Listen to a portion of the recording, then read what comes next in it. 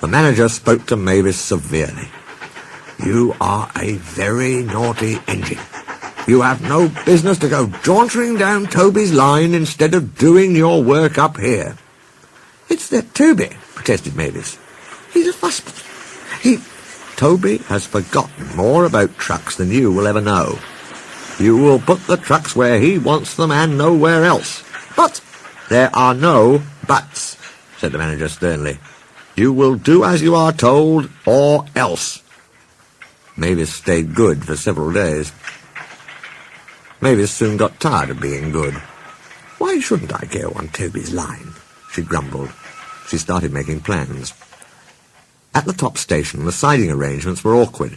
To put trucks where Toby wanted them, Mavis had to go backwards and forwards, taking a few at a time. "If," she suggested to her driver, "we used the teeniest bit of Toby's line, we could save all this bother." Her driver, unsuspicious, spoke to the manager, who allowed them to go as far as the first level crossing.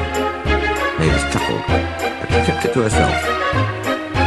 Frost hindered work in the quarry, but a thaw made them busy again. More trucks than ever were needed. Some trains were so long that Mavis had to go beyond the level crossing. This gave her ideas, and a chance to go further down the line without it seeming her fault. "Can you keep a secret?" she asked the trucks. Yes, they chattered. "Will you bump me at the level crossing and tell no one I asked you?" The trucks were delighted, and promised. It was unfortunate that Toby should have arrived while Mavis was elsewhere, and decided to shunt them himself. They reached the level crossing, and Toby's brakes came on. This was the signal for the trucks. On, they yelled, giving him a fearful bump. His driver and fireman, taken unawares, were knocked over in the cab, and before they could pick themselves up, Toby was away, with the trucks screaming and yelling behind him. What none of them realized was that with the warmer weather, melted snow from the mountains had turned a quiet stream into a raging torrent, and that the supports of the bridge they were approaching had already been undermined. Toby and his crew saw it together. The bridge vanished before their eyes, leaving rails like tightrope stretched across the gap. "Hoo, hoo, hoo," whistled Toby. His driver, still dazed, fought for control. Shut regulator, reverser hard over, full steam against the trucks. "Hold them, boy, hold them, it's up to you." Nearer and nearer they came. Toby whistled despairingly. Though their speed was reduced, braking was still risky. But it was all or nothing now. The driver braked hard.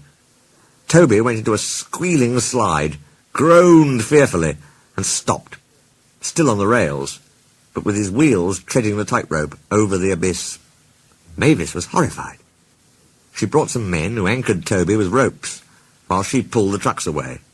Then she ran to the rescue. "Hold on, Toby," she tooted. "I'm coming!" Ropes were fastened between the two engines.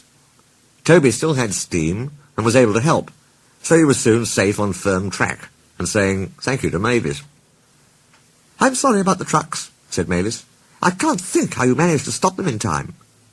"Oh, well," said Toby, "my drivers told me about circus people who walk tightropes, but I just didn't fancy doing it myself."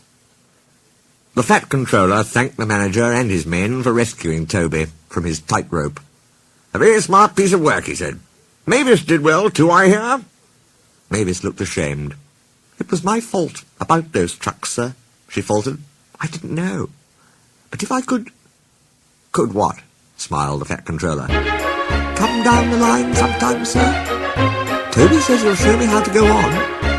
"Certainly, if your manager agrees." And so it was arranged. Mavis is now a welcome visitor at Farker Shed.